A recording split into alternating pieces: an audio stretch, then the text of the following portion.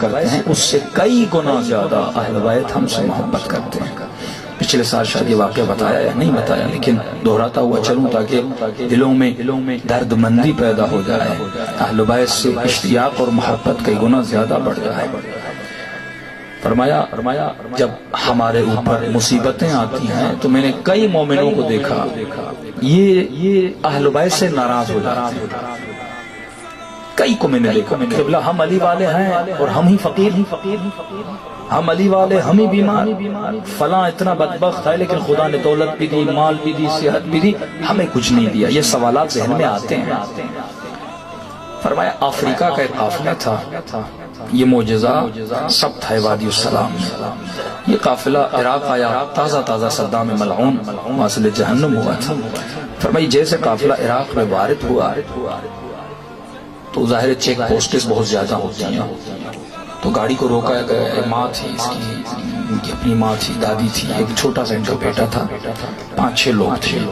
کہ جیسے قافلہ نجف کی طرف جانے لگا تو جب چیک پوسٹ آیا تو اس نے اپنے بچے کو اٹھانا چاہا تو پولیس والوں نے کہا نہیں بچہ سویا رہے، آپ نیچے آ جائیں، پاسپورٹ کو چیک کروائیں اور گاڑی چل پڑے۔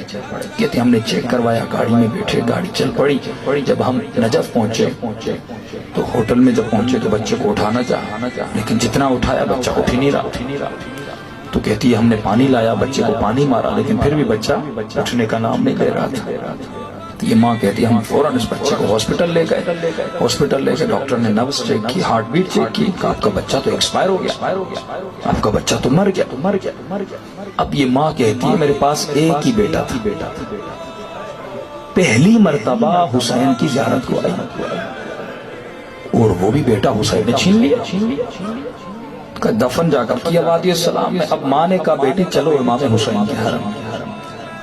تو کہنے لگی اماں میں نہیں چلوں، میں زیارت کے لیے آئی تھی، کچھ لینے آئی تھی اور انہوں نے میرا ایک بیٹا وہ بھی مجھ سے چھین لیا، میں نہیں جاؤں زیارت کا۔ بہت سمجھایا، یہ مصیبتیں ہمارے اوپر بھی آتی ہیں، ہم بھی ناراض ہو جاتے ہیں۔ فرمایا چھٹے امام کے بیٹے جناب اسماعیل بیمار تھے، مولا بہت پریشان تھے، حکیم کبھی کوئی کبھی کہاں، لیکن فرمایا مولا کا صحابی کہتا ہے ایک مرتبہ مولا کے در پہ آیا، امام کے چہرے پہ اطمینان تھا۔ میں نے کہا مولا بیٹا ٹھیک ہو گیا؟ امام نے کہا انا للہ و انا الیہ راجعون۔ کہا مولا جب زندہ تھا پریشان تھے، جب بیٹا مر گیا اتنا اطمینان کیوں ہے؟ امام نے فرمایا جب تک ہماری اولاد زندہ ہوتی ہم پوری کوشش کرتے ٹھیک ہو جائیں، لیکن جب خدا لیتا ہے امانت اس کی تھی، ہم کون ہوتے ہیں اعتراض کرنے والے؟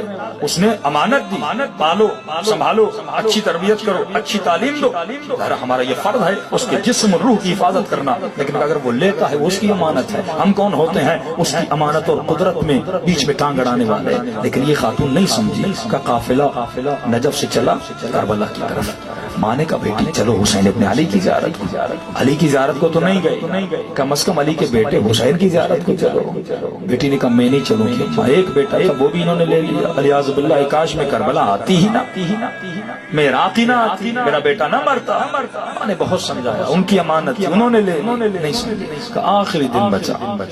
اب ماں نے کہا بیٹی لڑنا ہے، جھگڑنا ہے، شکایت کرنی ہے تو جا کر ان سے کرو، ہوٹل میں بیٹھ کر رونے کا کیا فائدہ؟ انہی سے لڑنا ہے نا، انہی سے شکایت ہے نا، انہی کے حرم میں جاؤ۔ اگر حسین کے حرم میں نہیں جاتی تو عباس کے حرم میں چلی جاتی۔ حسین کا بھائی ہے، باب الحوائج لقب ہے، حاجتوں کو قبول کرنے والا دروازہ۔ فرمایا اس کے دروازے پہ چلی جا۔ بڑی مشکلات کے بعد اس کو لایا، کہتے ہیں ہوٹل سے یہ حرم کے پاس گئی، جیسے نگاہ اس کی ذریعہ عباس پہ پڑی، بے ساختہ روتے ہوئے اس نے کہا السلام علیک یا باب الحوائج، اے حاجتوں کے قبول کرنے والے دروازے، میرا تم پہ سلام۔